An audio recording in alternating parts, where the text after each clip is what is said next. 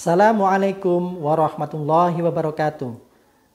Yang kami hormati dosen penguji PPG dalam jabatan tahun 2025 periode kedua Kementerian Agama Republik Indonesia. Perkenalkan, nama saya Bambang Prajuritno, Sarjana Sastra, dengan nomor induk mahasiswa 24150566081. Saat ini saya sedang mengikuti ujian kinerja PPG dalam jabatan tahun 2025 periode kedua dengan LPTK Universitas Negeri Yogyakarta. Sehari-hari saya mengampu pelajaran IPS di Madrasah Sanawiyah Binaul Akrom, Grinjing, Kecamatan Watu Malang, Kabupaten Wonosobo. Assalamualaikum warahmatullahi wabarakatuh. Waalaikumsalam warahmatullahi wabarakatuh. Bagaimana kabarnya anak-anak? Alhamdulillah. Masuk semua hari ini? Yes. Pak Guru absen dulu ya. Yes. Kita awali ya pembelajaran kita kali ini dengan berdoa bersama-sama ya. Bismillahirrahmanirrahim.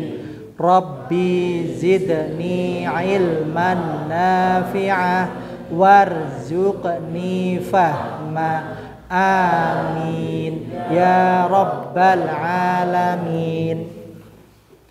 Sebelum kita melanjutkan pembelajaran kita menyanyikan lagu nasional bersama-sama dengan judul Bagimu Negeri. Bagimu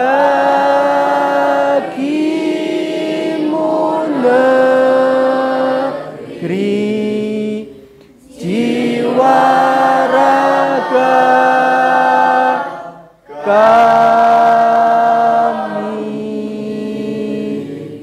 Semoga kita mengawali dengan doa dan kita juga mengawali dengan menyanyikan lagu nasional Bagimu Negeri dapat meningkatkan rasa nasionalisme kita kepada tanah air kita Indonesia. Pada kesempatan kali ini Bapak mau bertanya pada kalian. Ada sebuah pertanyaan yang akan Bapak sampaikan. Apakah anak-anak semuanya mengetahui bagaimana kondisi alam Indonesia? Yang pertama, pertanyaan pertama. Berikutnya, bagaimana cara kita memanfaatkan alam Indonesia dengan sebaik-baiknya? Pembelajaran kita kali ini agar kita semakin memahami bagaimana keanekaragaman alam kita. Dan juga bagaimana kita sebagai generasi muda yang nantinya akan menjadi pemegang posisi kepemimpinan di negara kita, sebagai orang yang mengelola bangsa kita, kita mengetahui bagaimana cara memanfaatkan dan juga mengolah kekayaan alam kita untuk kepentingan kesejahteraan rakyat, kesejahteraan bangsa kita bersama. Pada kesempatan kali ini, Bapak telah merumuskan tujuan pembelajaran kita pada pagi hari ini. Yang pertama, tujuan pembelajaran kita adalah yang pertama mendeskripsikan keanekaragaman alam Indonesia. Dan yang kedua, menganalisis pemanfaatan sumber daya alam Indonesia. Ini nanti akan menjawab pertanyaan yang tadi Bapak sampaikan. Anak-anak sekalian, coba diperhatikan ini. Diperhatikan gambar yang telah Bapak tayangkan di layar ini. Ini gambar apa anak-anak? Batu bara. Batu bara didapatkan dari mana? Dari penambangan, dari proses penambangan. Yang kedua ini gambar apa anak-anak? Gas alam. Gas alam didapatkan dari penambangan. Yang ini gambar apa itu? Hutan. Ya. Kemudian yang ini, yang keempat, gambar lautan. Di dalamnya banyak ikannya, ada terumbu karang. Ini adalah gambaran dari alam kita. Alam kita memiliki tambang yang banyak, memiliki batu bara, gambar di sini. Kemudian ada tambang minyak di sini. Di sana ada hutan yang melimpah, ya. Dan juga lautan yang kaya dengan ikan. Lautan yang sangat luas. Karena negara kita merupakan negara kepulauan. Jadi negara kita terletak di daerah Khatulistiwa, di tengah-tengahnya dunia. Berada di garis lintang atau garis letak astronomisnya berada di 6 derajat lintang utara. Ini sampai 11 derajat lintang selatan dan 95 derajat bujur timur sampai 121 bujur timur. Ini adalah letak astronomis negara kita, berada di tengah-tengah garis khatulistiwa. Letak geografis negara kita berada di daerah yang sangat strategis. Di dua benua besar, dua benua dan juga di dua samudra.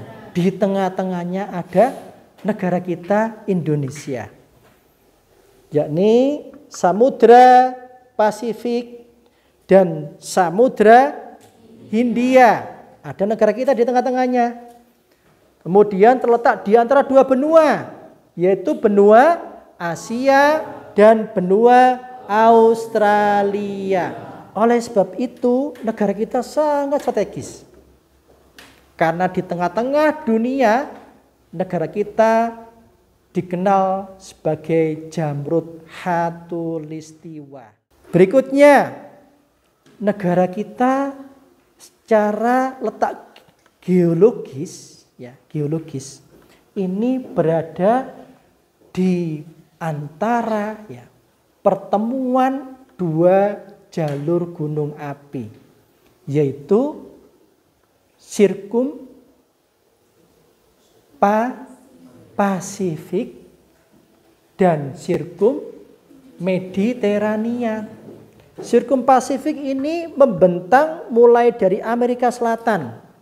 Amerika Selatan. Dari Chili sini, ya, Chili membentang menuju ke Meksiko sampai ke Jepang, kemudian ke Thailand, menuju ke Sulawesi dan Papua dan berakhir di daerah Maluku. Ini adalah Sirkum Pasifik. Sirkum Mediterania dari Italia menuju ke Turki, masuk ke Iran, ya, ke daerah sini, ke daerah Timur Tengah, kemudian menuju ke India dan masuk ke Indonesia, menuju ke Sumatera, Jawa, Nusa Tenggara Timur, Nusa Tenggara Barat, sebagian Sulawesi, Bali, dan berakhir di Kepulauan Maluku.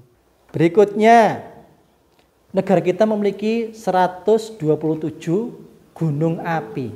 Kita bisa melihat ternyata negara kita ya, itu sangat kaya dengan gunung api.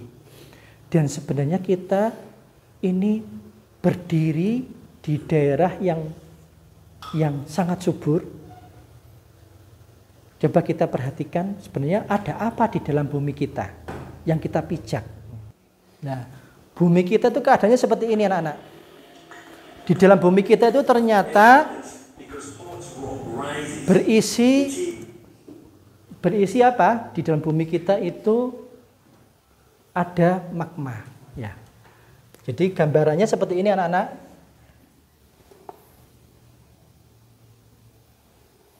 Seperti telur, ya. Ini inti bumi. Berikutnya di sini ada magma. Ini magma. Dan di sini namanya kerak bumi. Kerak bumi. Lapisan yang paling tipis itu kerak bumi. Dan di setiap kerak bumi ini ada semacam gunung-gunung berapi. Dan gunung berapi ini memiliki hubungan dengan magma. Seperti yang ada pada jerawat kita kalau di muka kita ya, itu ada hubungannya dengan letak di kulit kita ya, di dalam kulit kita. Ada salurannya. Sama, gunung api, setiap gunung api itu memiliki saluran dengan magma. Makanya dia bisa mengeluarkan magma sewaktu-waktu dalam bentuk letusan gunung. Coba kita perhatikan lagi. Near the surface, the rock spreads in two directions and goes sideways. It begins to lose heat. Ini adalah pertemuan lempeng benua. Itu pertemuan lempeng benua. Dan yang titik puncak ini adalah gunung api. Ini gunung api.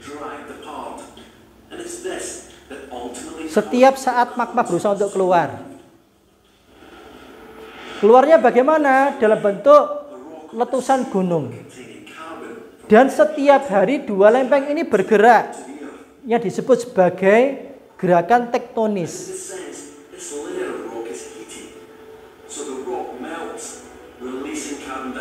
Ketika magma keluar dari gunung api, maka kita menyebutnya, kita bisa mengenal dengan letusan gunung berapi.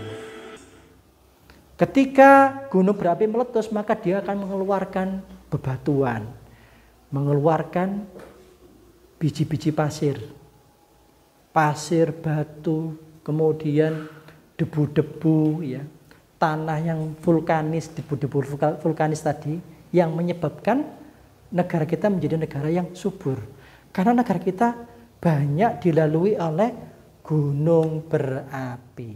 Jadi gunung berapi dari tadi kita bisa menggambarkan dari atas ini menuju ke Sumatera, ini disebut sebagai rangkaian sirkum Mediterania.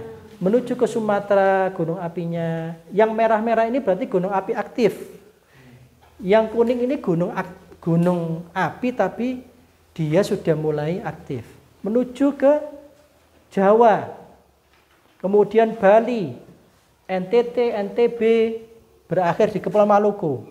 Kemudian yang sirkum Pasifik, dari daerah Pasifik, dari Jepang dan seterusnya, Filipina, masuk ke Sulawesi, menuju ke Kepulauan Aru, ya. Kemudian masuk ke Papua dan berakhir juga di Maluku. Nah, ini gambaran negeri kita. Makanya negeri kita banyak gunung apinya, menjadi negeri yang kaya dengan apa? Dengan bahan tambang. Kemudian daerah yang sangat subur. Berdiri dulu. Coba saya beri waktu 2 menit, berhadapan. Cari pasangan berhadapan. Ayo, sini Mas, Romeo dengan saya coba gini. Nah, gini ya. Coba. Ketika hitungan 1, coba perhatikan ya. Hitungan 1, ini mendekat. Romeo gini, Romeo. 1, 2. Kalau 3 diceplek. Gitu ya. Dah. Sekarang ada yang seperti ini ya. 1, 2, 3. Belum. Siapkan pasang, siap pasang. Itu jangan gitu, Mbak. Ayo. Siap pasang. 1. Mendekat. 2. 1. Belum. Romeo. 1, 2, 3.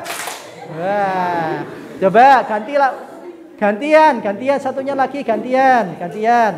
Ya nggak bisa nyebrek tadi, ganti, sekarang ganti. Hitungan 1, 3. Ulangi lagi. 1. Kalau 3 langsung nyeblek, kalau 2 jangan nyeblek. Mulai persiapan. 2, 1. Jangan diceblek. Jangan diceblek. 3 baru diceblek, ganti. Diperhatikan aba-abanya, mulai, ulangi lagi. Gantian. 1, 3. Ya, cukup, duduk semuanya dulu. Duduk. Kita lanjutkan pembelajaran kita lagi. Nah, setelah ya negeri kita tadi banyak gugusan gunung berapi. Ternyata dengan banyaknya gunung berapi ya, dan letak daerah kita yang berada di daerah Khatulistiwa, maka negeri kita memiliki keanekaragaman yang sangat kaya. Gunung api menyebabkan tanah menjadi subur. Dan gunung api akan mengeluarkan banyak bahan-bahan yang atau barang-barang, benda-benda yang ada di dalam tanah. Batu-batu berlian, pasir, ya, emas itu ternyata banyak di daerah pegunungan. Coba kita melihat di Papua, itu ada yang namanya daerah pegunungan, daerah gunung yang ada di Tembagapura menjadi tambang emas. Kebanyakan daerah gunung. Itu merupakan satu sisi sering terjadi kalau banyak gunungnya. Banyak gunung berarti semakin banyak gunung yang meletus, ya. Banyak terjadi kejadian gunung meletus. Tapi satu sisi kita memiliki tanah yang subur dan juga kekayaan aneka ragam kekayaan di negara kita yang bisa kita saksikan bersama.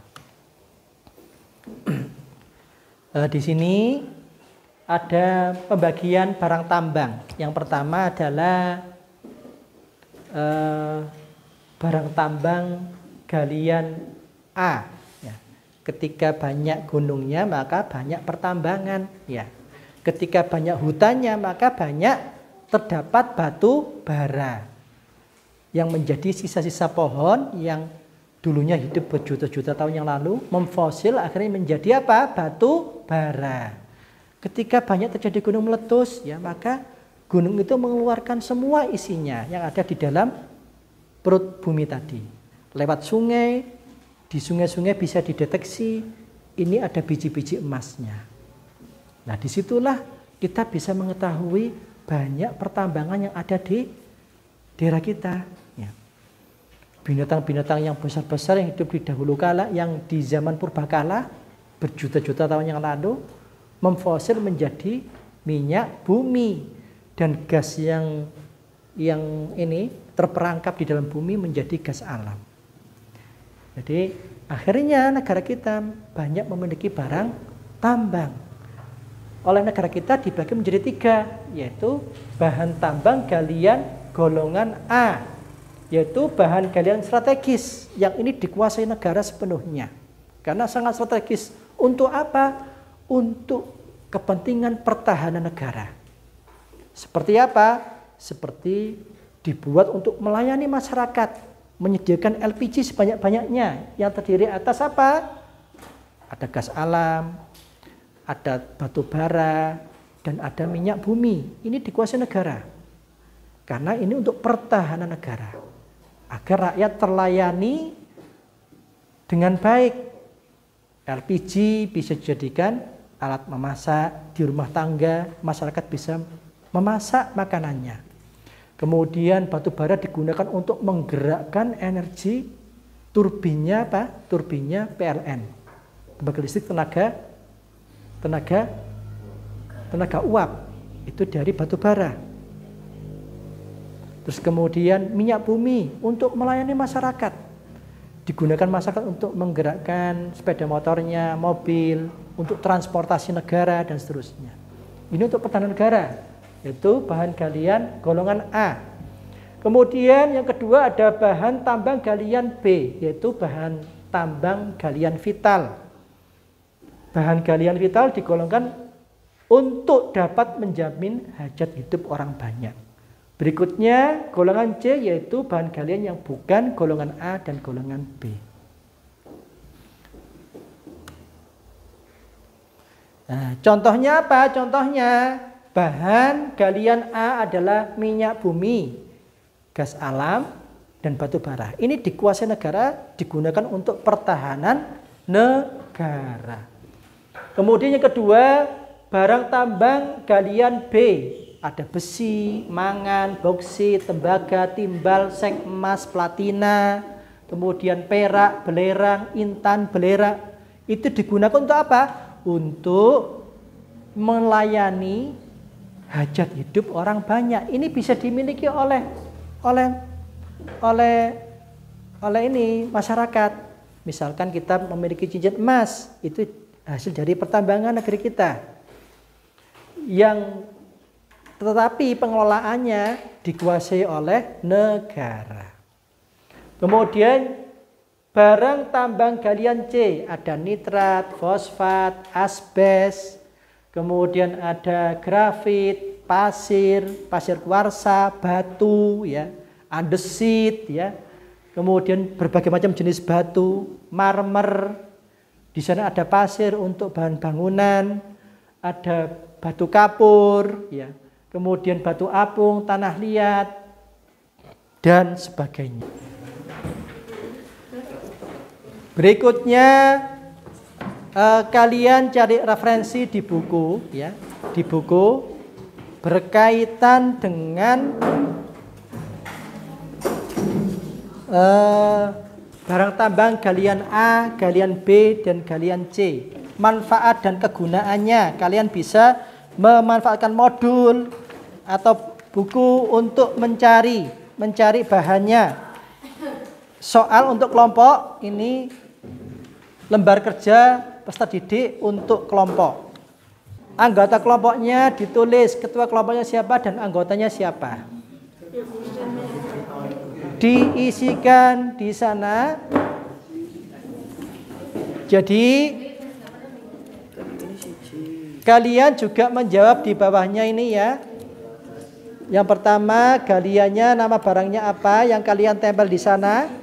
Kalian tempel di sana itu barangnya apa saja, bahan tambangnya, manfaat dan kegunaannya apa. Silakan dikerjakan.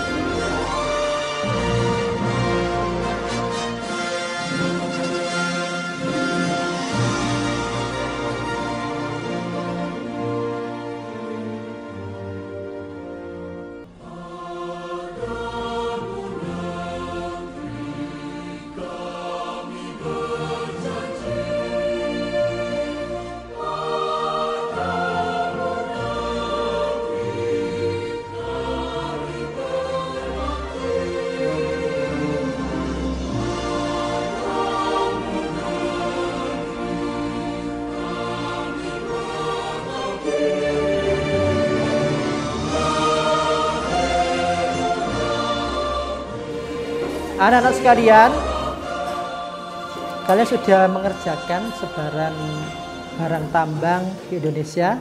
Ternyata misalkan saya ambil, Pak Guru ambil di sini, ya.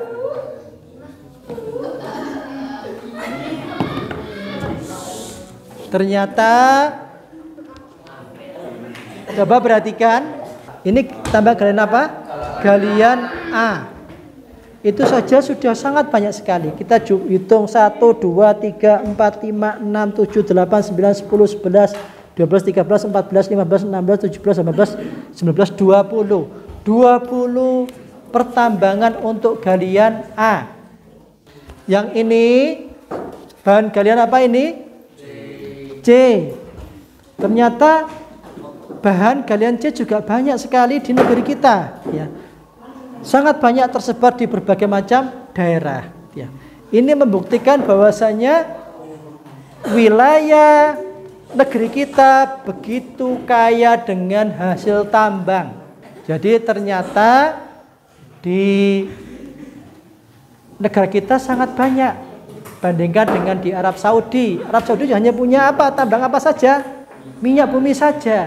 Tapi negara kita memiliki emas, memiliki perak, tembaga, dan banyak yang lainnya. Gas alam, batu bara, minyak bumi yang menjadi bahan bakar pokok dunia itu ada di negara kita, ya. Oleh sebab itu, apa yang harus kita lakukan sebagai generasi muda agar barang tambang tidak cepat habis? Kita harus bagaimana, anak-anak? Jadi tidak bisa dilestarikan, maka kita harus memanfaatkan dengan sebaik-baiknya. Penggunaannya harus dengan cara apa? Dengan cara hemat, tidak terjadi pemborosan, ya. Jadi misalkan penggunaan minyak bumi, ya gunakan seperlunya. Jangan sampai berlebihan. LPG digunakan seperlunya untuk memasak, memenuhi kebutuhan hidup di rumah, ya. Ada yang mau ditanyakan? Ya, silakan. Mengapa Indonesia menjadi negara kepulauan dan bagaimana asal-usulnya? Ya, ini pertanyaan sangat bagus, ya. Coba kita perhatikan di sini, ya. Negara kita merupakan negara kepulauan terbesar di dunia.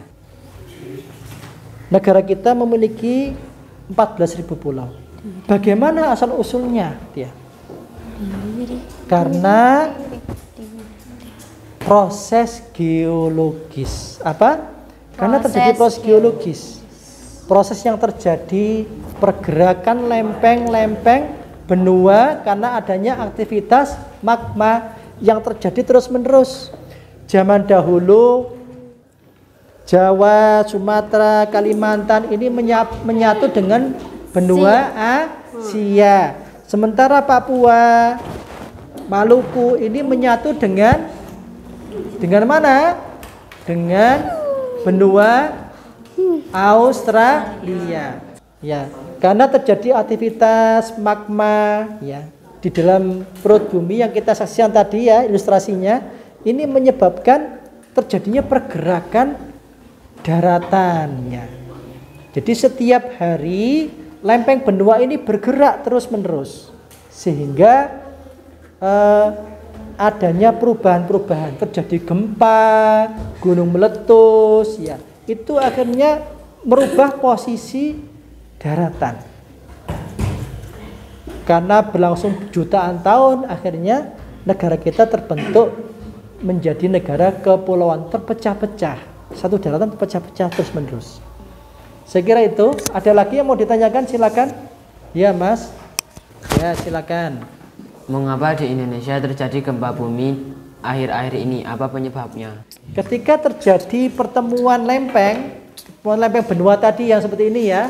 Nah, ini yang menyebabkan gerakan yang disebut sebagai gerakan tektonik atau gempa bumi. Berikutnya ada lagi yang mau ditanyakan? Ya.